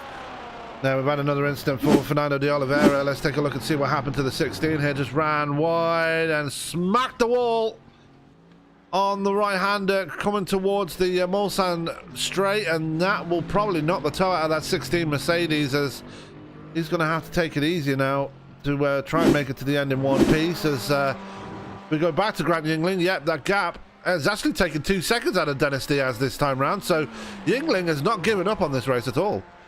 No, and he's not going to, because he knows all Dennis Diaz has to do is have one mental mistake, loop that car, especially on a corner where, you know, it's going to be tough to get back to the track and rejoin the racing, and he's right in the thick of the things, right on that fight. Dennis Diaz, you know, he's running a masterful race, but Grant Yingling is not going to let go. And the same applies for Michael Ogren. If you get down to it, Michael Ogren he's closer to Yingling than Yingling is to Diaz, as he's starting to leg it out a bit more over Bryce Anderson, who has an off track and loses even more time to Ogren. And gets passed by, that's McCombs going around him as well. Passed by McCombs. Yeah, so he's had a slowdown there, and Brad McCombs has capitalised on that and moved up to 4th place overall. We've just seen Grant Yingling trying to get around Atticus Middleton, and he gets around him eventually. Middleton's, like I said, has had a horrible first race here tonight. We'll be looking to put this one behind him, but another mistake by Bryce Anderson has dropped him another spot now in the tail end of the top 5, and Anderson thankfully still has a 12-second gap over Stephen Thompson, otherwise he'd be even more trouble. Yeah, this is the point of the race. This is why we were talking about Yingling not giving it up. This is the point of the race where mental fatigue starts to really take over. You know you're getting close. I'll bet you anything. Drivers are looking at the timing, saying how much further we got to go, how much further we got to go. And mental mistakes can happen, especially this late in the race when you get close to the checkered flag. That is true, as there is Anderson. McCombs now thanking his lucky stars that he's managed to get back up to P4. He's had a pretty tough go this race as well. He's closing in on lap traffic. I believe that might be Santiago they're coming up on, and it is. as we're coming down to the point where we're only going to have 2 more laps to decide this thing.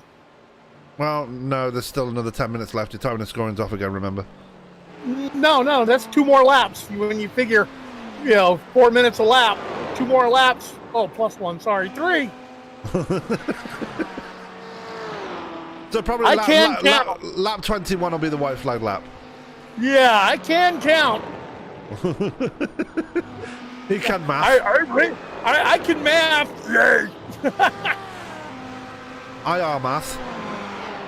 So Dennis Diaz out to a 22-second lead, almost 23-second lead over Grant Yingling. Again, just absolutely dominating this race. Despite that contact he had with Atticus Middleton, just been absolutely on it all race long. And with just under 10 minutes left in this session, really looking odds on to get a win. But we've seen it in the past. Anything can happen with 10 minutes to go. We saw it, remember back to Canadian Tire. Yeah. The incident between Brandon and Dylan cost Dylan a podium. Yeah, we saw it. Oh, cost Dylan a win, actually, sorry. Exactly. Yeah, we saw it. Race number 1. We knew we were going to have a great season of endurance racing when we saw that first one. The second one didn't disappoint. And, oh, my God, this third one. I mean, come on. Everyone's thinking it's going to be so stretched out. No, we've had a great show from this league tonight. Can't wait to see what brings us for the rest of the season.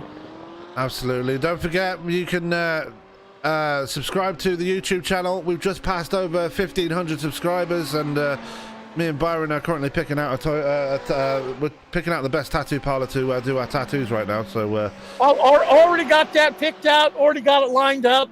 Already got the logo. Already got the spot I'm going to put it on. Just need the time to go and get it done. Oh, was Atticus Middleton just blew his engine right there through the Porsche curbs right in front of Mark Dillon Jr. And that is game over for Middleton. His night will be done right there. Yeah, he pulls it off track, toes to the pit lane, unless he's got a fast repair. That's the end of that. As also putting it on the hauler, I've noticed, Connor Daly. Yeah, Daly is out of this event, unfortunately. Fernando de Oliveira is in pit road as well. He's having a tough go of things in that number 16 Mercedes. Daniel Barnett still going despite the incidents he's had tonight. Rex Hoyle still down there. He would have been up the front more or less if he didn't have that spin on lap 1. He's been playing catch up since that spin, and unfortunately he's paying the price for it and not really able to go anywhere at this point. Yeah, well, I'm taking a look down my overall leaderboard, and taking a look, GT3 drivers, Tony Watson, Lynn Kopp, managing to stay on the lead lap this deep into a run here at Le Mans is got to tell you something about the quality of driver that the GT3 class has behind the wheel.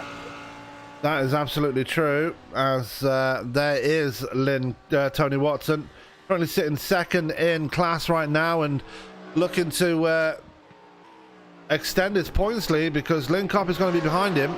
Although this man right here, Carter McCollum, is going to close that gap up quite considerably, because this, if he can hold on, and it looks like he will do because he's 22 seconds ahead of Watson, will be his second race win in a row, and he's going to be a very happy man in that AlphaTauri BMW. Oh, we've had an incident for Mark Dillon Jr. Sorry to cut you off there, Byron. Let's take a look and see what happened to him as he's coming down towards the oh, it's going to be a big one, and big off there for Mark Dillon Jr. and hits the arm code, but it could have been so much more worse for Mark Dillon Jr. right there. Very scary incident there for the 3. Yeah, but he does manage to gather it back up, get it back pointed straight on the track. He's only got another 7-8 more minutes. He's got to run tonight. A couple more laps and he can call it a night. Yes, Carter McCollum, I just mentioned him right there, sets the fastest lap of the race in GT3, a 4-minute dead.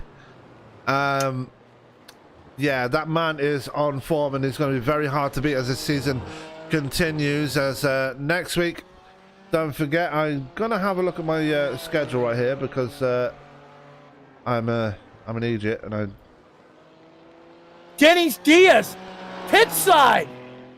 Oh. Dennis Diaz is in pit road. Wow. Looks like he did not have enough fuel to get to the end of this race. I was wondering about that when we saw the early pit stop. That if he can't, he's going to have to just take enough fuel to get to the end. But is Grant Yingling going to pass him on the pit straight as Grant Yingling goes by pit lane? Oh, wow. So Yingling opting to continue. Diaz is in pit road. He's just taken fuel and is on his way again as Fernando de Oliveira is also coming out of pit road. But Diaz, if he had to only short fuel it to try and get out of pit road as quickly as possible because of that damage he had with the contact with Middleton. Diaz has got Ogren all over his rear bumper. Yeah. As Diaz got out of pit lane just ahead of Ogren to see if Ogren could do anything to overtake Diaz and take the second spot on the podium. Absolutely. Let's take a look at another driver we've been pretty impressed with so far tonight. That's Marcus Osborne. He's had a couple of offs since we spoke about him, so we apologise for the commentator's curse striking once again, but still keeping it out there in the Reese's BMW, not doing too shabby. I have to do my math again to find out where he is in class. First, second, third, fourth, fifth. He's seventh in class, so not doing too badly, but he's definitely having a better night than he has in the past. As we're looking at Dennis Diaz, he's just got around one of the GT3 BMWs. I couldn't quite see who that was. I believe that was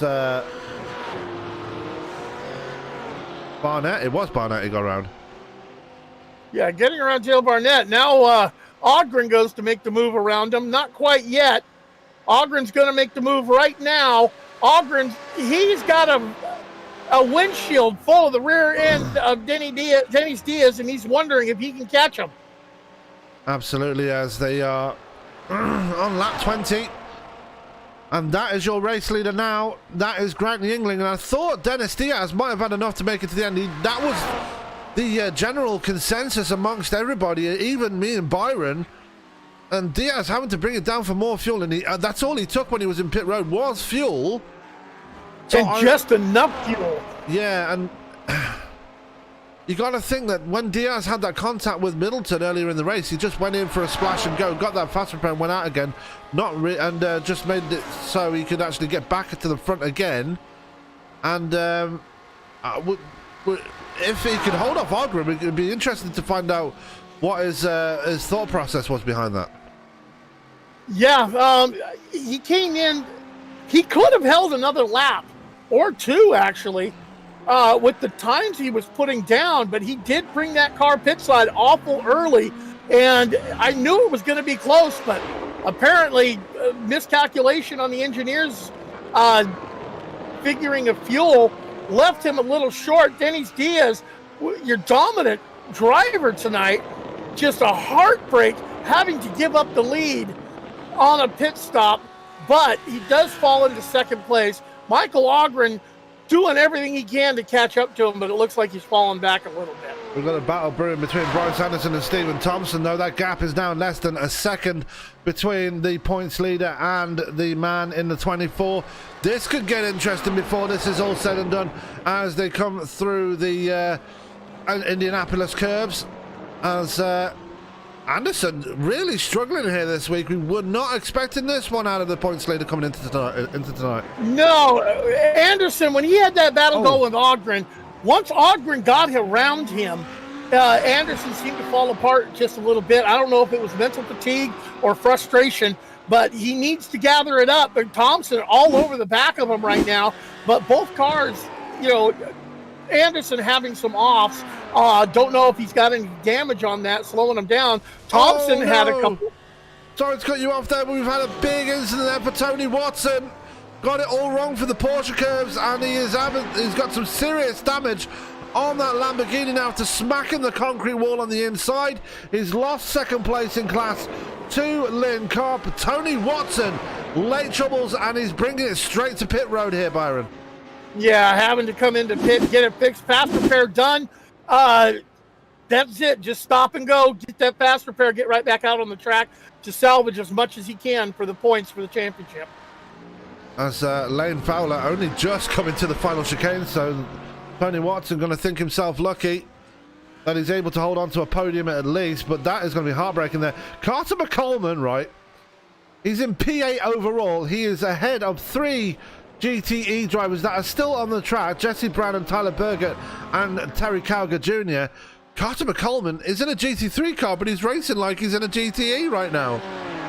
Yeah, he's just holding a pretty wheel. You know, I'm surprised that he's kept it up on the lead lap. But like I was saying, that goes to show you the quality of drivers that are behind the wheel in the GTE class. Or GT3, sorry. Yeah, as Yingling, we've passed over the 1 hour 20 mark, so I believe this might be the white flag lap for Yingling as he's making his way through the second chicane down the Mulsanne straight. Mark Dillon Jr. is back in pit road once again, but this is the white flag lap now, I believe, now, Byron, as Yingling capitalizing on a late pit stop from Dennis Diaz. He has had so much bad luck so far this season, and finally it's all going to pay off here at Le Mans. Yeah, Le Mans, a historic track, a technical fast track. Yingling was doing everything he could. He just could not track down Dennis Diaz whatsoever. And a miscalculation on fuel by Dennis Diaz cost him the lead. Oh, what a heartbreak for Dennis Diaz. Absolutely.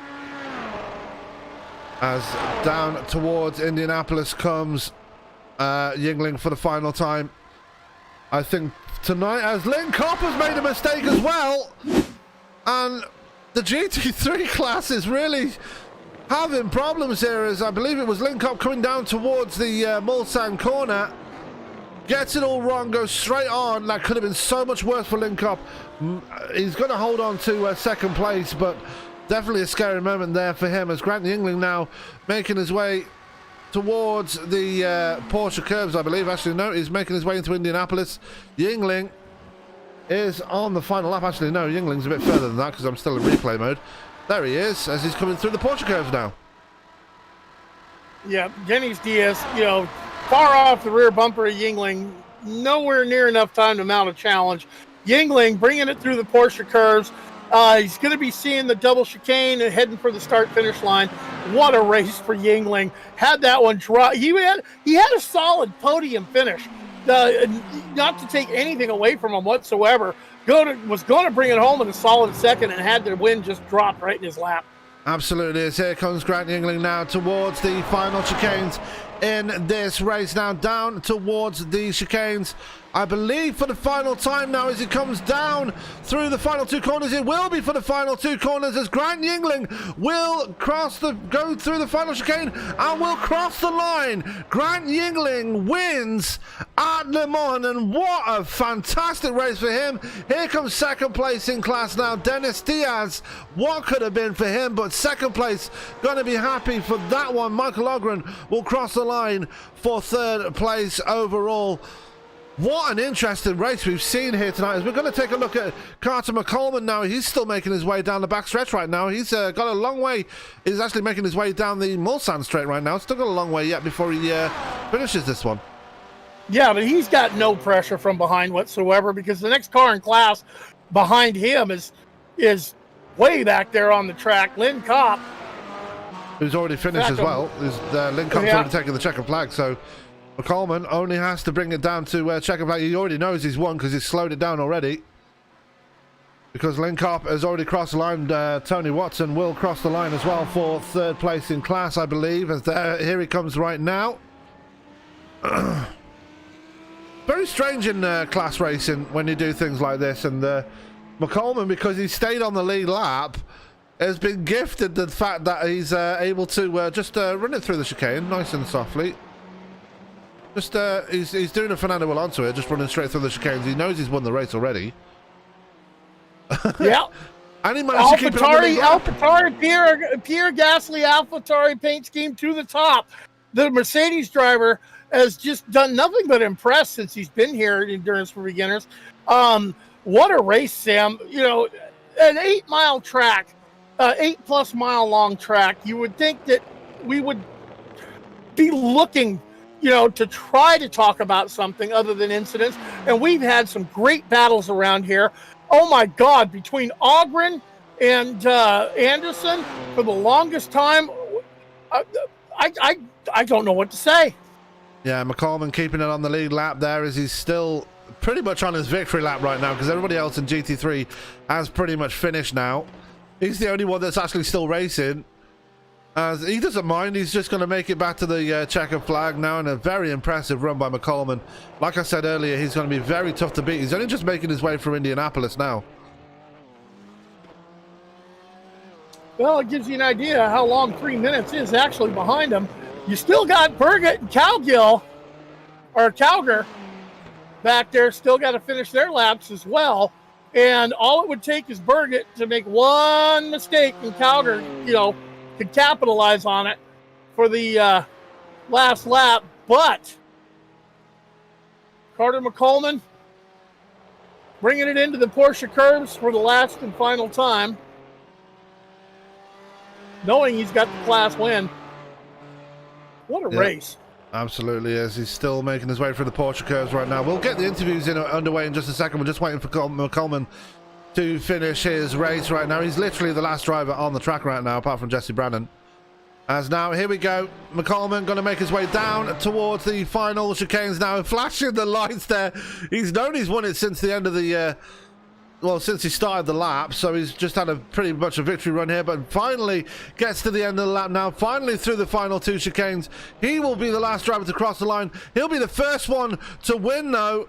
He'll be the winner of the GT3 class, and he's a very, very happy man right now, as that is your race winner in GT3, and that is the Le Mans race. And now we can get to the interviews for tonight's race, and we are going to bring down your race winner, if we can find him, to the booth. And joining Byron in the booth is the race winner from GTE. That's Grant Yingling. The number 97 Corvette. Corvette power here at this historical track of Le Mans. Grant Yingling, you had a solid podium finish lined up for you in second place. Just couldn't quite catch the back of Diaz. Diaz, engineer, makes a miscalculation on fuel. Congratulations on the win, my friend. Tell me about your race. Yeah, that was definitely a great race. Enjoyed just putting out some consistent laps. I do feel bad for Dennis because he had that the entire time. Just couldn't quite make it on fuel. But it was great to at least get a race in with him and see where we could stack up. Looking forward to some more races, and I have a bit of a hole to dig myself out of after those first 2. Yeah, the first 2 were disastrous. This one fell right into your lap. And we were talking about it all through the broadcast. You don't have to be the fastest car on this track. You just need to be the most consistent with a little bit of luck. And 8+ miles long per lap. We logged, 21 laps to the end. And you did a great race, my friend. That it worked out for you. Tell me about tire wear on this track. I didn't see you guys taking tires, just getting fuel and calling it good. Yeah, not at all. When you're running these nighttime stints, you can afford to double stint your tires, and that's definitely the strategy to use here. Well, your thoughts going forward to next week, man, after hitting the podium. Yeah, Sebring. Well, we just got off of a great performance at Sebring 12 Hour for DRG Racing, so I'm looking forward to going back there in this Corvette. Yeah, the Corvette's going to handle the bumps at Sebring, man. We're looking forward to watching you. Anyone you want to shout out to before we let you go and celebrate your win? Oh, definitely. Ruthers88 of Rutnut Designs, thank you so much for helping us getting these awesome paints on these cars. Also, another shout out to Dennis, the true race winner. Couldn't quite make it happen tonight. And then also just a short little shout out. I don't want to get us too dramatic here, but I did lose a couple family members the weeks leading up to that. My grandmother and my uncle passed away. Just a shout out for you. Rest in peace. I love you. Well, you know what? Our thoughts go out to the family, and our prayers are all with them, man. But congratulations on the win. Look forward to seeing. A lot of people were saying this is going to be a boring race. It's going to be a boring race. Track so big. Nah, you guys put on one hell of a show again. Proud to bring it to everybody. Congratulations on the win. Thank you. That's your race winner, everybody. The 97 Corvette of Grant Yingling. Yeah, it doesn't look like we've got an... Oh, there he is. I found him. We are going to get an interview in with the second place finisher. That would be Dennis Diaz. And Dennis, you had the race pretty much sewn up, but that late pit stop there kind of catching you out there, costing you the win here tonight. I wouldn't say that's the only thing that happened. The collision with Atticus started it, and then it gave me a technical flag, so I had to pit. And then once that happened, I didn't have enough fuel in the car to do the whole rest of the stint. So I knew going out of the pits that I had to just push it and push it and push it until it can get a big enough gap to make that pit stop. And sadly, it wasn't enough of a gap, but a second place is a second place. You can't really complain about it. Yeah, I mean, you got 2 fourth-place finishes, I believe, in the first 2 races, and you finally got on the podium this time around. It's been a very impressive start to the season for you, Dennis. Got to give you a lot of confidence as we go through the season. Yeah, I consider myself the comeback kid because every single time something has happened in every single one of the races, and I've always had to rush my way back up.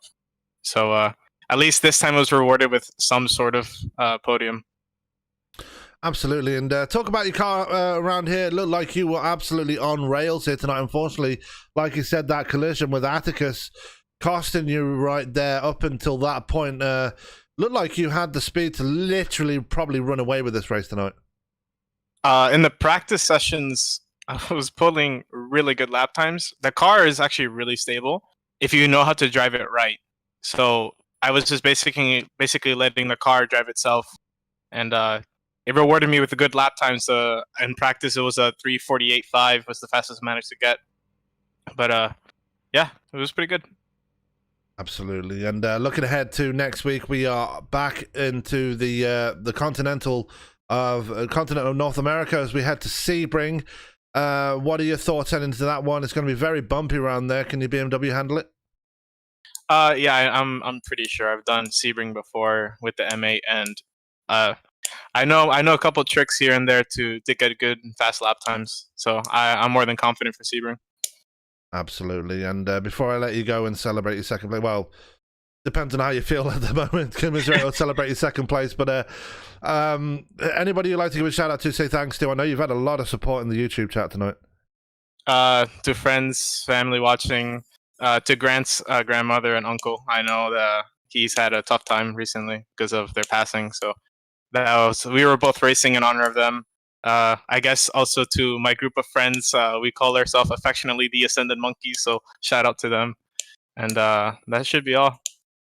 All right. Well, Dennis, good racing from you tonight. Very unfortunate for you to have that collision and put you on the back foot, but still second place. Can't not be too much to complain about. Congratulations one more time, and we'll catch you next week when we head to Sebring. All right. Thank you. So that was Dennis Diaz joining me from second place in GTE. Now we are going to go through to the GT3 winners, and a man that's probably had the biggest victory lap in history is with Byron Rodney right now. Yeah, Carter McColeman. What a race. You managed to just keep it on the lead lap even with all these GTEs going around. You drove a smooth car. We saw that final lap. Even Fernando Alonso did through the chicane. That was kind of interesting, man. Tell me about your run tonight in that GT3 class.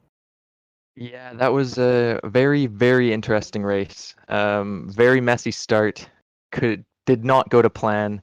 Overall, the race was all right. I mean, my pace wasn't what I wanted it to be. It should have been quicker. But I got stuck behind a GTE car that was just in my way, and in through every corner where I'm faster, I just got held up.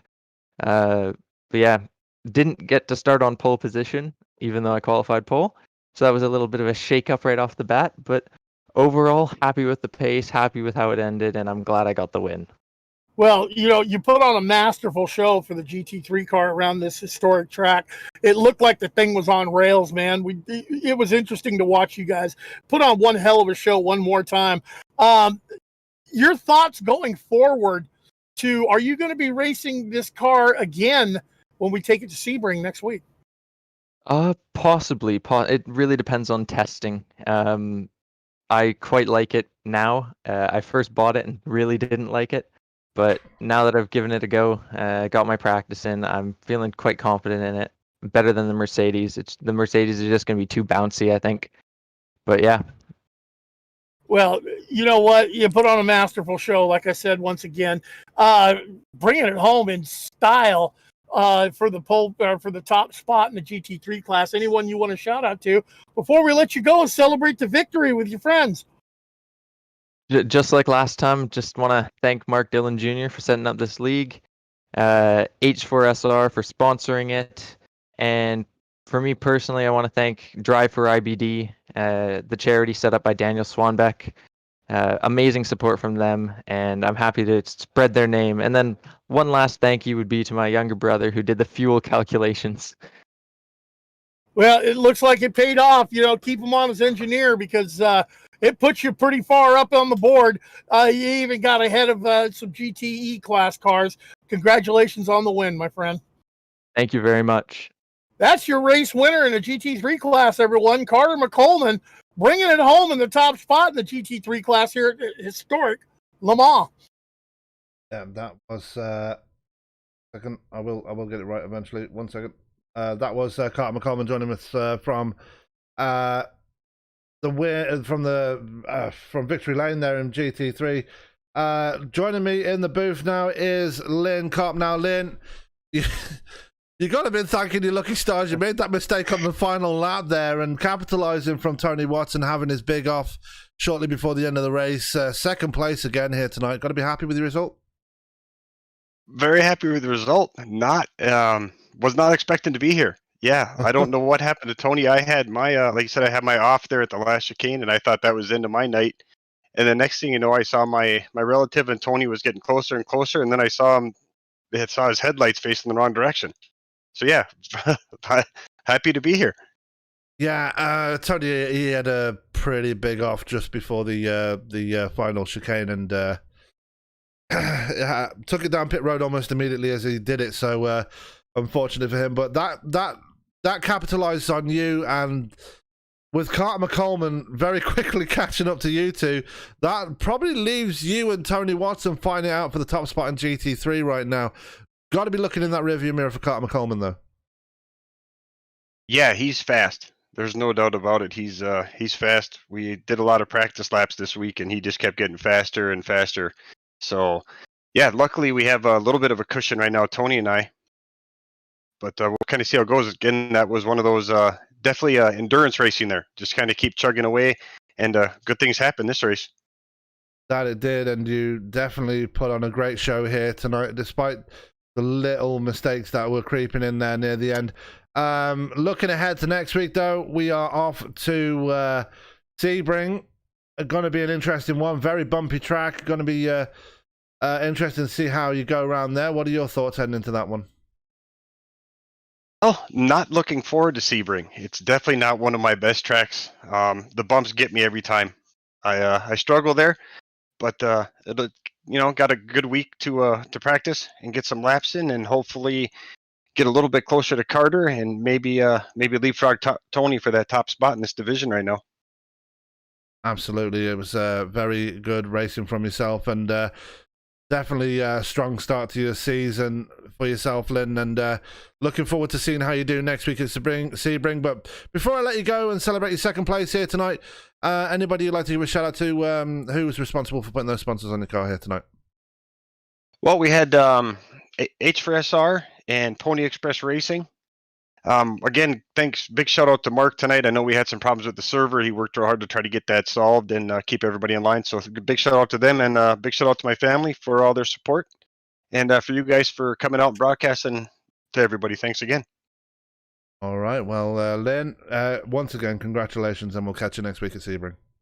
Awesome. Thank you. So that was your top two finishes from each category in GTE and GT3. Byron, another impressive race from these guys here tonight. Ever since we started broadcasting this league, it's been nothing but better and better and better. I know it's endurance for beginners, and the caveat is you got to be pretty much a beginner. Mark Dillon started this league for guys that wanted to cut their teeth in endurance racing in a GT style format. And these guys that are cutting their teeth, they put on battles all over the track. We don't just sit and look at the leader run around and leave everyone behind. Talk to me, Sam. What was your thoughts on that epic battle between Bryce Anderson and Michael Ogden? Again, Michael Ogren putting an absolute show again tonight, picking up a podium here tonight on GTE. Sorry, really putting on a show, just like the battle he had with Paul Boyle last week. Putting on another great battle again with Bryce Anderson. Unfortunately for Bryce Anderson, it all kind of fell apart from near the end there. He actually got caught by Stephen Thompson and dropped down to P6 in the end. I'm excited to go back and rewatch that. Yeah, I'd definitely go back and rewatch it. And those that are watching and those that have just joined us, make sure you go back and watch it as well. We are definitely encouraging you to revisit this one. Another great race for Endurance for Beginners and definitely worth a watch. If you're new to ESPN, make sure you give us a like and a follow on Facebook. Give us a subscribe on YouTube and hit the notification bell when we are live again. Also follow us on Twitch. We are on Twitch as well as we speak, and hello to all the people watching on Twitch too. Give us a follow on there. We don't have a subscribe button yet, even though we would like to, but give us a follow anyway. Show us your support and keep us building as we get stronger and stronger. But right now, let's go through the results of tonight's race. And I'm only going to do the overall results for this one because, unfortunately, I've got no... Well, we had a server issue. Yeah. And you heard the post-race interviews allude to it.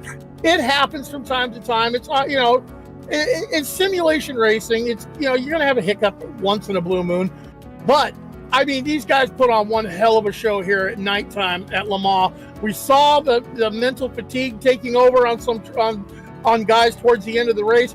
We saw some guys miss the braking zones, finally getting it all pointed straightened out, and what a show we had. Absolutely. As we're going to go through results for tonight's race, and bringing home the victory here tonight was Grant Yingling, putting all the bad luck behind him and finally getting on the top step of the podium. Dennis Diaz will come home in P2. Michael Ogren will round out your top three in GTE. In P4 comes Brad McCombs, and rounding out your top five was Stephen Thompson. P6, 7 and 8 are three Pony Express cars: Bryce Anderson, Mark Dillon and Jesse Brannon.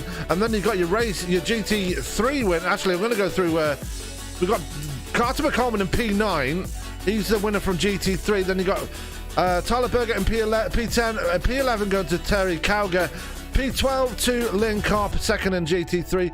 Tony Watson, what could have been for him? He had a big crash at the end there in the System X Lamborghini in P13. And Rafael Santiago rounds out your top 14 there, Byron.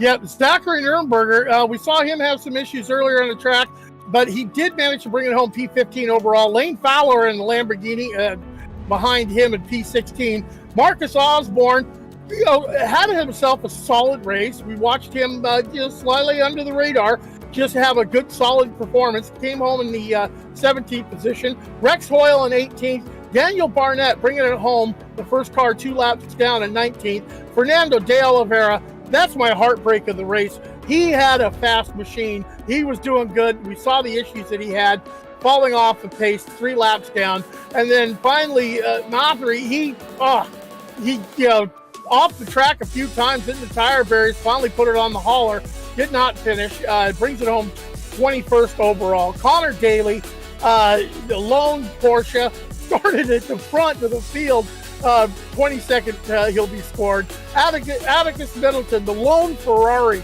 had his issues, blew an engine, got into the pits, got it back out there, but still 10 laps off the pace, brings it home in 23rd.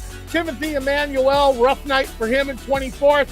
Jacob Jarman, followed by Sean Atkins. Paul Boyle and Colin Tabor never really able to take the green because of computer issues tonight, so they're scored 27th and 28th respectively.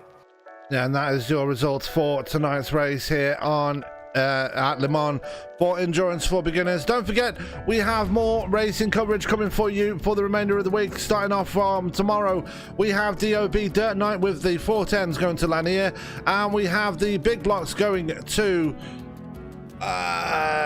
USA International. That one, the track no longer existing out there in Florida. Then on Friday, we have the return of the Circle B Diecast Super Speedway Series as they head to Daytona. And then Saturday, we have the return of the Endurance at the E-Formula Racing Series. You can join Frank and Jake in the booth for that one. And then Sunday, we have the return of the Medieval Racing Series, Racing League. You can join, hopefully, Frank and Byron on commentary and me on cams for that one. But for now, that is all for myself and Byron in the booth. Don't forget, we are here 7 nights a week for pure racing action. Make sure you check us out on YouTube, Facebook, and Twitch. But for now, that's all from us from here tonight. All that's left for me to say is keep it clean, keep it green, and we will catch you tomorrow night for DOB Dirt Night. Have a good night.